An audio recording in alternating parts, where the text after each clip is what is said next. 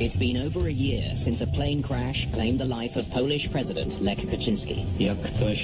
How could it have happened that the plane crashed and didn't reach the airport? Worse, the president's plane crashed on Russian soil.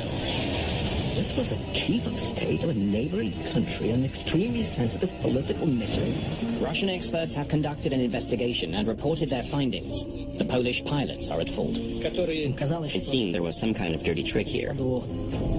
Conspiracy theory sprung up immediately. Polish Interior Minister Jerzy Miller has examined the evidence and has come to a different conclusion. Everyone understood the importance of this investigation. The stakes go far beyond aviation safety. The pride of a nation and even its political future may hang in the balance. It's not every day that they have to investigate a plane crash, and it's a matter of top political importance.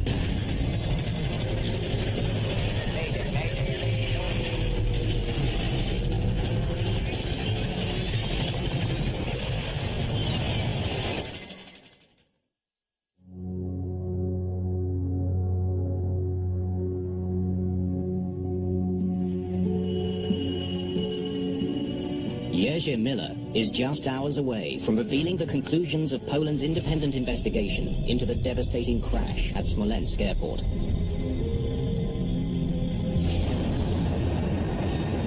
It all started 15 months earlier. Polish Air Force Flight 101 is carrying 89 passengers, including President Lech Kaczynski. 4 of Poland's best pilots are in the cockpit. They're elite military airmen from the country's Special Aviation Regiment. Have you decided yet? Throttle down. Throttle down. Just after 10 o'clock, the plane begins its descent to Smolensk. The state flight from Warsaw took off at 9:27 this morning.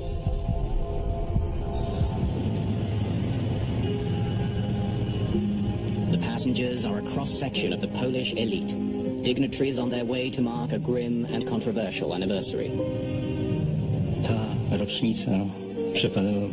This anniversary was on April the 10th. It was a great Polish tragedy, the murder of Polish soldiers in World War II by Stalin. In 1940, Stalinist forces marched 22,000 Polish officers and intellectuals into Russia's Katyn forest to be executed. The Soviet government took the decision, the document still exists, to murder them all. For decades after World War II, the Soviet Union held Poland firmly in its grip. Until the fall of communism, the Soviets denied all responsibility for the Katyn massacre. The history of Polish-Russian relations has been very difficult, especially when it comes to the Soviet period. Because no one wanted to have blood on their hands for shooting the Polish officers. For the first time, the Russian government was acknowledging the crime committed and the pain that the Poles still feel for that crime. No one better understands Poland's troubled past than President Kaczynski. He's a highly respected statesman with political roots in the anti-communist solidarity movement of the 1980s. Kaczynski cared extremely deeply about Polish national tradition, wanted to be there to commemorate the dead on the anniversary of the massacre. By visiting a memorial near the site of the massacre, the Polish president is taking an important step towards reconciliation. Of course, there was a lot of media attention for this event. We started preparing and making arrangements around 2 weeks ahead of time. The man who has organized this momentous occasion is Director of Protocol Mariusz Kazana.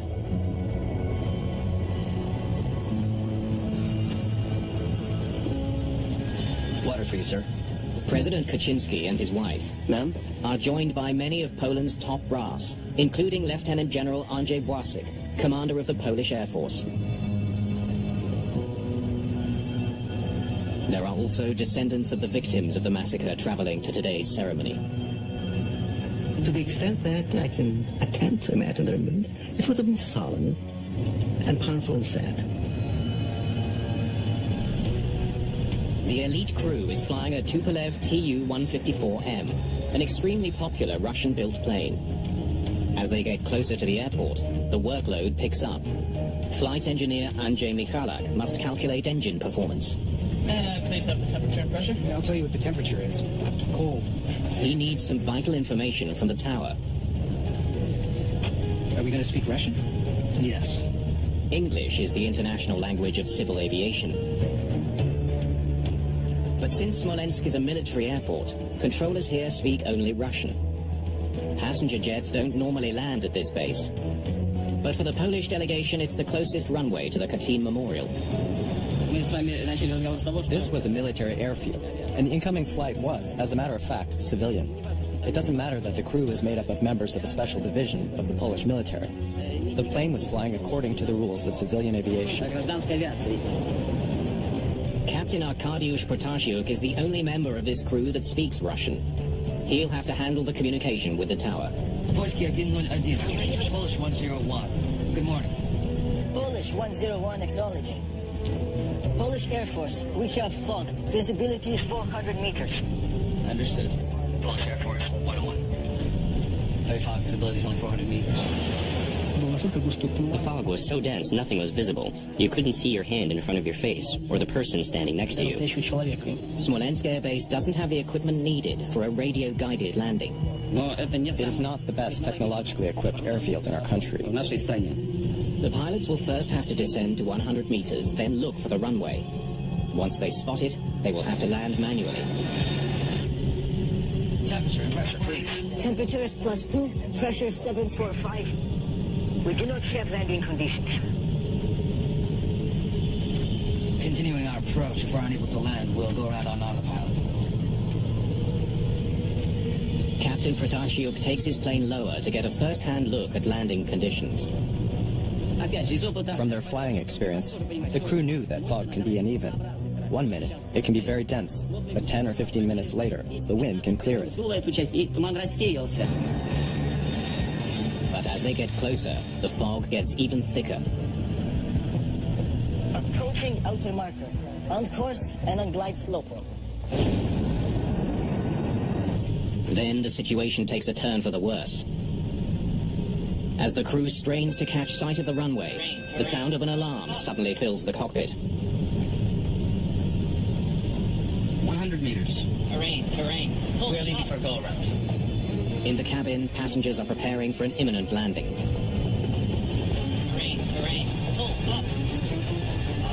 90 meters. But the crew is struggling to make the plane climb.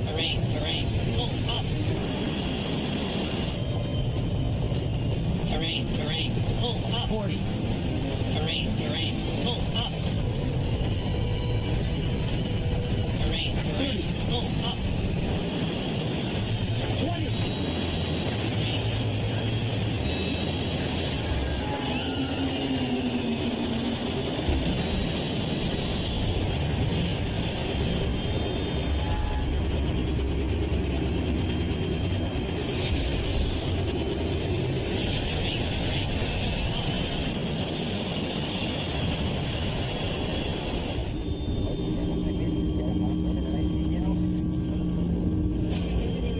Depart for the go-around.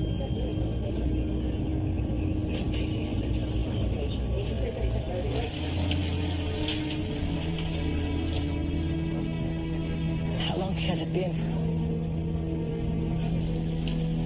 One of the darkest days in Polish history.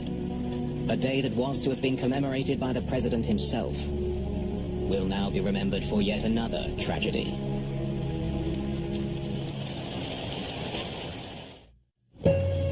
At the Katyn Memorial, hundreds of people await the arrival of the Polish delegation.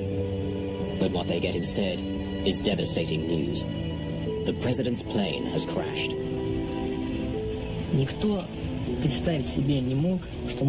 No one could imagine that something like this tragedy, this crash, could happen. When we heard the first rumors that the Polish plane had crashed, we thought it was a foolish joke. But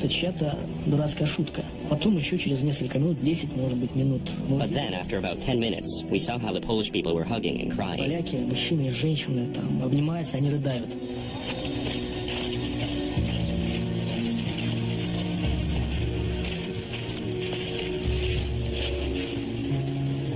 There was a witness who used a cell phone to record the very first seconds of the tragedy, when you could still see the fire, when the fuel was still burning.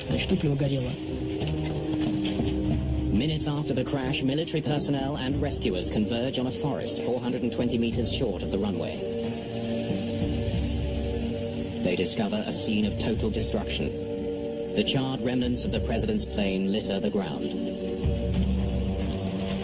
Когда я приехал к месту падения, первое мое... When I got to the crash site, my first impression was, when did they remove all the bodies? But after I got a closer look, the picture was very sad. There were body fragments, 96 people, and not a single full body. I couldn't even imagine this was possible. Человек и ни одного целого тела. No one has survived. It's a monumental tragedy.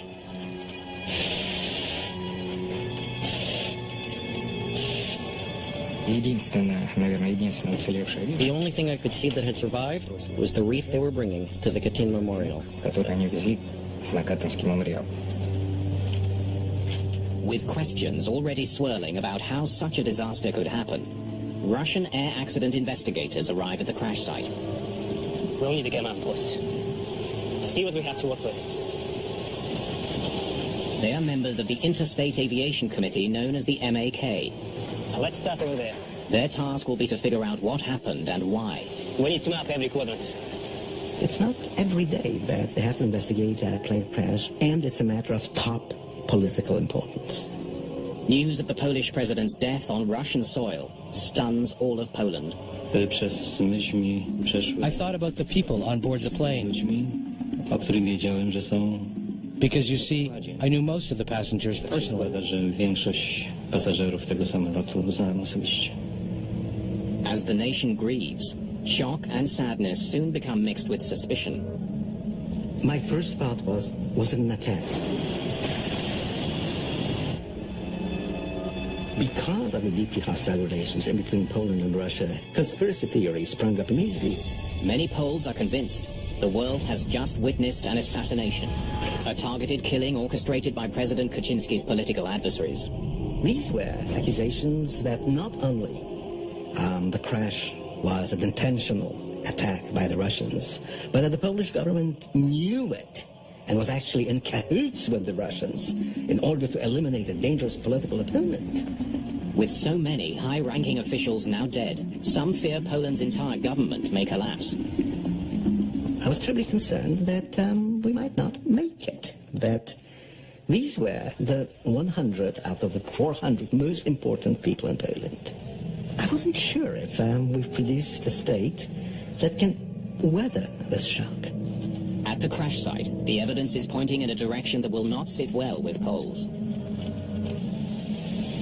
Why would we tie to Mayday smoke?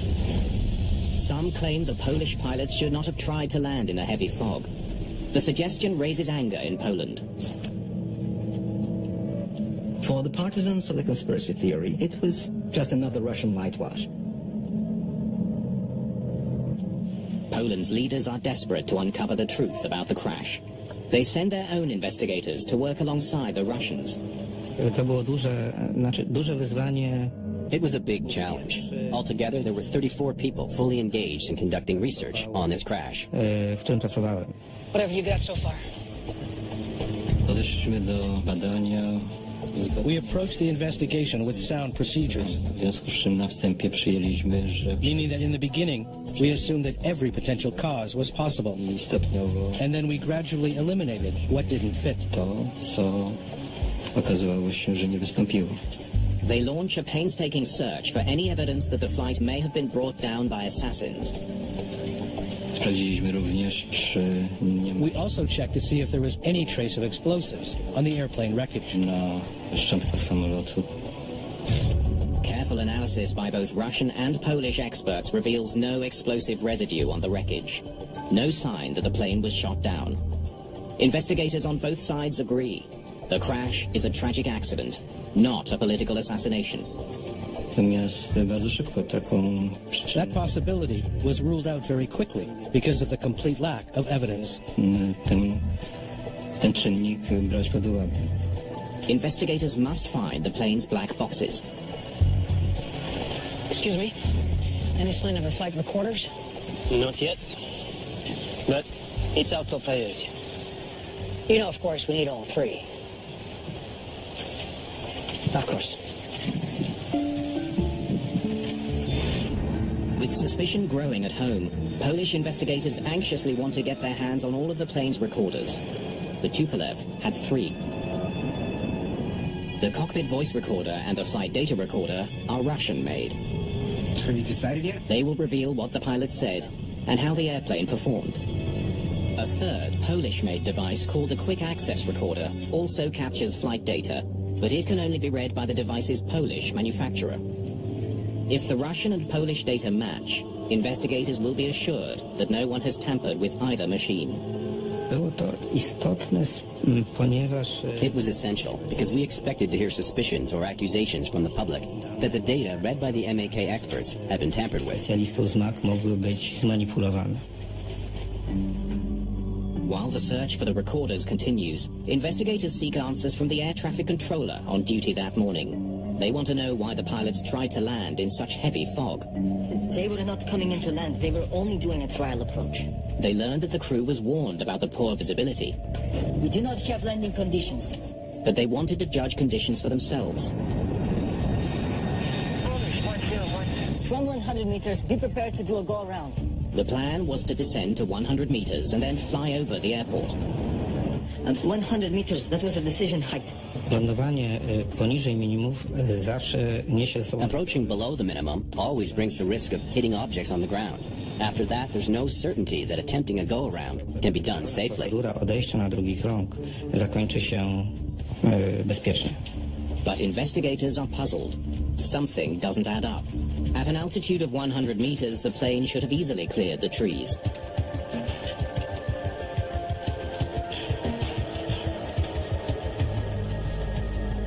Surveying the forest, they work to identify the first tree the Tupolev slammed into. They find it slightly more than a kilometer from the runway.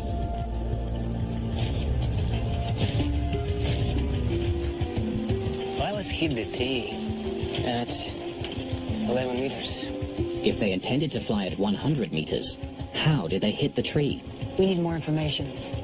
For some reason, the presidential jet was flying dangerously low as it sped towards the airport. Was it a failure of the Russian plane or a mistake by the Polish crew? Investigators move one step closer to finding some answers with a major breakthrough: the recovery of the 2 Russian-made black boxes. The Polish flight recorder, though, remains buried in the wreckage. Any sign of the QAR? Not yet. The flight data recorder may hold valuable clues about what doomed the president's plane. The device is rushed to the MAK laboratory in Moscow.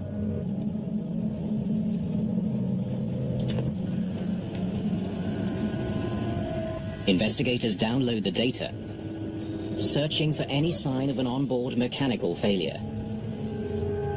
But the analysis comes up empty. Looks like everything was functioning. Until the moment the plane struck the first tree, there was no malfunction whatsoever. We'll send you a copy of the data. It's beginning to look like the initial speculation is true. The Polish pilots may be at fault. Polish investigators need to be sure the Russian data has not been tampered with. Their only hope is to find the missing Polish-made flight recorder. But so far the search is proving fruitless. Only by combining all the parameters could we answer the questions. Did the crew follow procedures?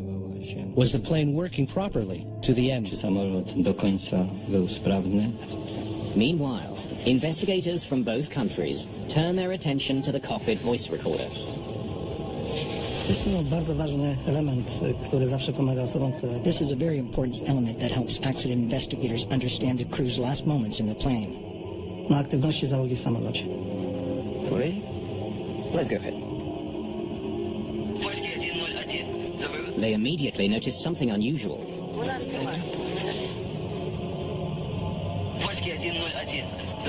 That sounds like the captain. The captain is the one making radio calls to air traffic control, and he's doing it in Russian. Why is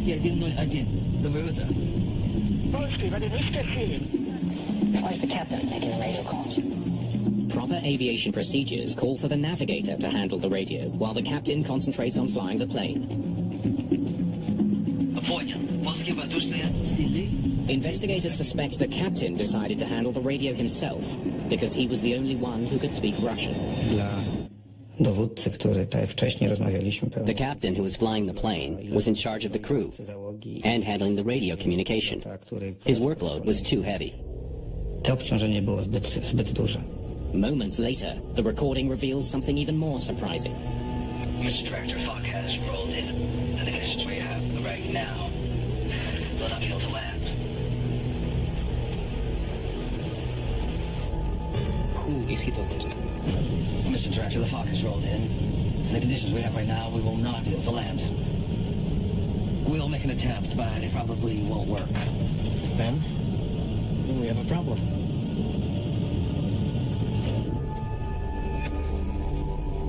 Sounds like Kazana, the Director of Protocol. What he's doing in the cockpit?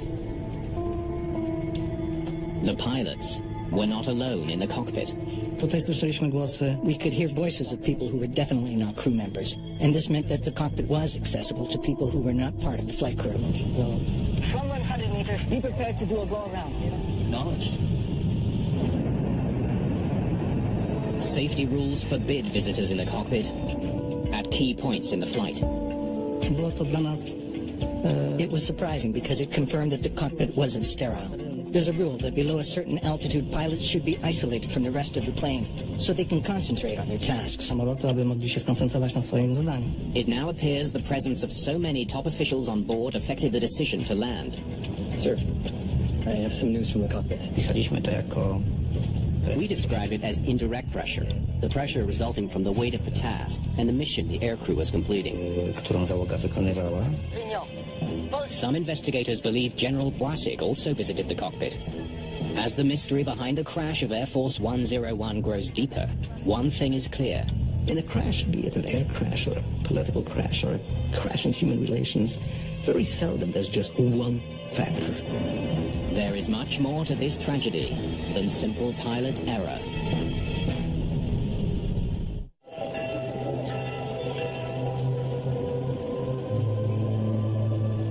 While Poland mourns the loss of its president, suspicion and doubt still linger over the cause of his death. Conspiracy theories are spreading. The Polish media distrusted the information provided by the Russian experts. It seemed there was some kind of dirty trick here. But at the crash site, investigators have uncovered the one thing that could erase many of those suspicions: the Polish-made flight recorder.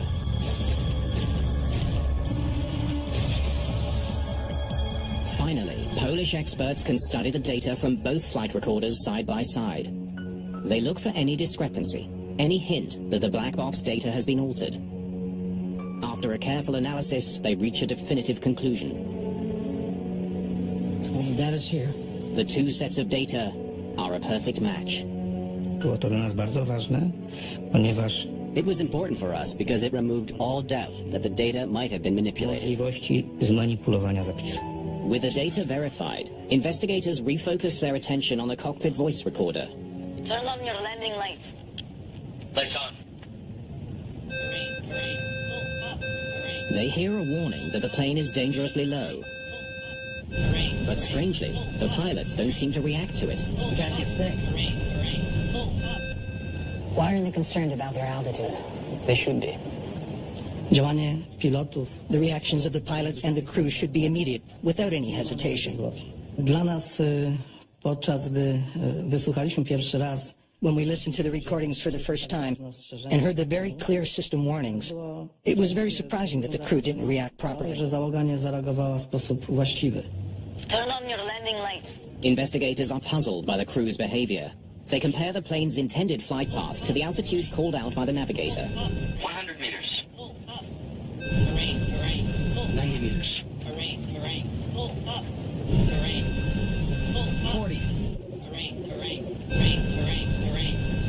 30. 20. Stop.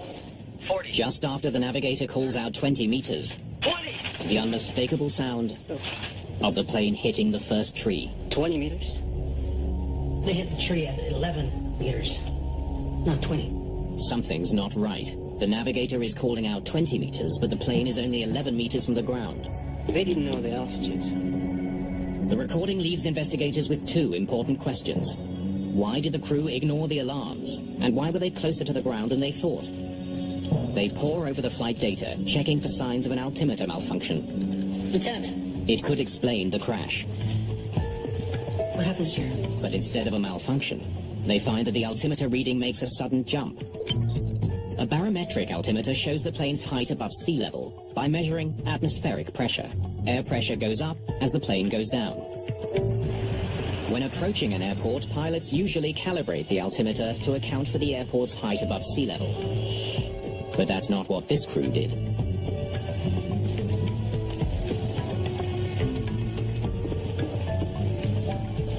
Someone reset the altimeter. Jeden członek załogi przestawił wysokościomierz. One of the crew members switched the captain's altimeter to a pressure which changed the altitude reference. Odebrał informację, że samolot The plane seemed a little bit higher than it was in reality. wyżej niż był faktycznie. The numbers show that the instrument was reset to its default setting, a move that resulted in an altimeter reading much higher than the plane's actual height above the ground. Why would a pilot do that? Polish investigators take their questions to pilots from the same special regiment that flew the president. What do you think they were doing? They learn that military pilots sometimes use the barometric altimeter to solve an annoying problem. The altimeter is connected to the Terrain Altitude Warning System, or TAWS. It alerts pilots if they're getting too close to the ground. The system is pre-programmed with the location of most major airports and will not sound an alarm when the pilots are coming in to land. But that only works if the airport is in the database. Many, including Smolensk, are not. The Smolensk airport, which is a military airport, was not included in the TAWS system. The alarm goes off so frequently at military airports that some pilots have developed a dangerous habit of disregarding the sound. You can't see a thing. Przeanalizowaliśmy wiele lotów. We analyzed many flights, and it turns out that they were in the habit of ignoring these alarms. Załogi do ignorowania tego typu komunikatów. And that's not all. You tell me you actually changed the altimeter to the wrong setting? They've also come up with ways to silence the nuisance alarms. One way is to simply reset the altimeter. That fools the system into thinking the plane is flying at a higher altitude. Turn on your landing lights. Lights on. It's a temporary fix. As the crew of the presidential jet continues to descend, the alarm sounds again just 20 seconds later. Start playback. It seems incredible that such an elite crew flying such high-ranking passengers would commit a breach of procedures. 100 meters. Even if they did, it doesn't explain why the navigator was calling out the wrong altitude during the descent. 90 meters. Stop playback. He was using his radio altimeter. Most large jets are equipped with two types of altimeter. 40. Since the barometric altimeter has been reset, 30. the navigator could only have been using the second one, his radio altimeter. It uses radio waves to measure the distance between the plane and the ground below. But the terrain near Smolensk Air Base is uneven. Planes have to fly over a valley to reach it. Look what happens here. When the radio altimeter reads 100 meters, the Air Force jet was not 100 meters above the airport. It was 100 meters from the bottom of the valley. In the dense fog, the pilots couldn't see the ground. Once they cleared the valley, they were just a few meters from the treetops. The radio altimeter was giving them misleading information. Using the radio altimeter at this early stage of approach is a serious mistake. It doomed everyone on board. Investigators have discovered why the plane crashed into the forest. But there is another question to consider. Why would he even try an approach in such foggy weather? Temperature +2, pressure 745. We do not have landing conditions. The pilots were warned that conditions were not suitable for landing, yet they persisted and descended towards Smolensk Airport. After getting the information about the fog and visibility, the decision to fly to the alternate airport should have been made immediately. A closer look at Captain Protasiuk's history may help explain that decision. This was not the first time he'd flown with the President of Poland. Everyone in Poland knew what happened a few years ago when the captain served as the co-pilot during the Azerbaijan flight. In August of 2008, the president wanted to fly into a war zone. Protasiuk was the first officer on the flight. I'll inform ATC of your decision. Negative, we will not be landing in Tbilisi. The captain refused to fly to an unsafe airport. His captain was ordered to land in Georgia, but he did not follow this order. The captain of that flight paid a high price for being cautious. This seriously affected the pilot's career. He was never chosen to fly for the president again. There was no direct pressure from the president. But we all know, and certainly the pilots remembered, what happened when a pilot refused to land in Tbilisi. He probably didn't want to lose his job. Mr. Director, the fuck is rolled in. We'll make an attempt, but it probably won't work. No one wants to disappoint a president.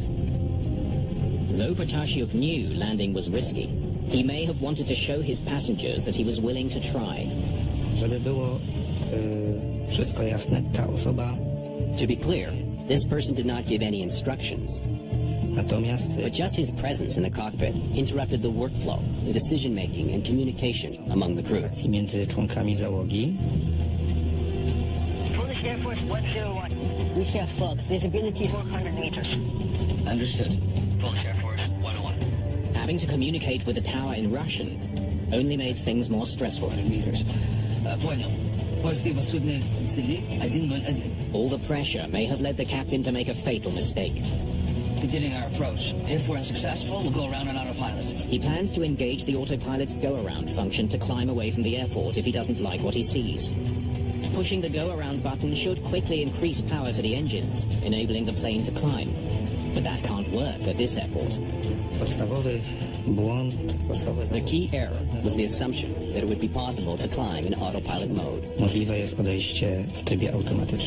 the go-around function to work, the autopilot must be locked onto a specific beacon at the end of the runway. It's called an ILS beacon. But Smolensk Air Base doesn't have one. 100 meters. We're leaving for a go-around. Protasiuk waited 5 seconds for the plane to climb out on its own before realizing he'd made an error. 90 meters. By the time he realizes his mistake, it is too late. There's no dispute. The crew mishandled the approach. But Polish investigators don't think they are the only ones at fault. Approaching outer marker. On course and on glide slope. The air traffic controllers were responsible for guiding the plane to a safe landing. They knew visibility was extremely poor, so why did they go along with Protasiuk's plan to make a trial descent? Polish 101 acknowledge. Polish Air Force, we have fog. Visibility is 400 meters. Polish investigators need to know more about how Russian air traffic control may have contributed to the tragedy. There's no doubt that the air traffic controller has a vital role, especially when the clouds and fog are so bad that you can't see the ground. Temperature and pressure, please.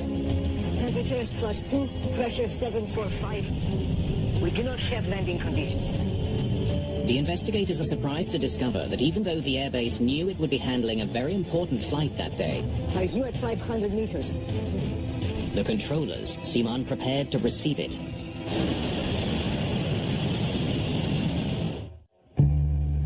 Interviews with the Russian air traffic controllers revealed that they had difficulty tracking the plane on its descent.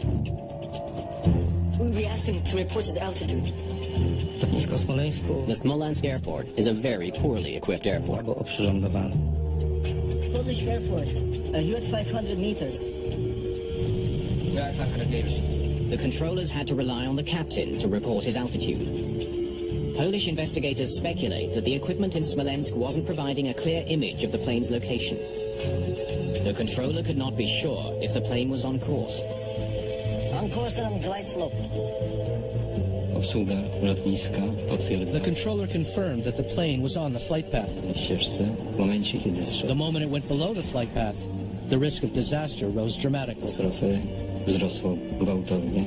The controller confirmed the plane was on the correct approach path, when in fact it was dangerously low. Nie mamy żadnych wątpliwości. There's no doubt that the airport was not ready. The thickening fog only increased the level of tension and confusion in the control tower. I just don't think we should bring him in. It makes no sense right now. Before the president's plane reached the airport, the controllers knew it would be almost impossible to land. But they didn't have the authority to turn the jet away. We have to find an alternate for the pole. We just don't have the weather. They didn't want the plane to land. Próbowali uzyskać wsparcie. They tried to convince their superiors that this airplane should be redirected to another airport before they even started the landing procedure. Oni będą go wprowadzać do podejścia do lądowania. The decision whether or not the president of Poland should fly to Russia and where he should land is not made in Smolensk. It is not made by the head of flight operations or by the air traffic controllers. But the fact is that the conditions did not permit any kind of plane to land, especially a plane full of VIPs. The controller was waiting for Captain Protasiuk to make the decision not to land. We do not have landing conditions. Continuing our approach. If we're unsuccessful, we'll go around and autopilot.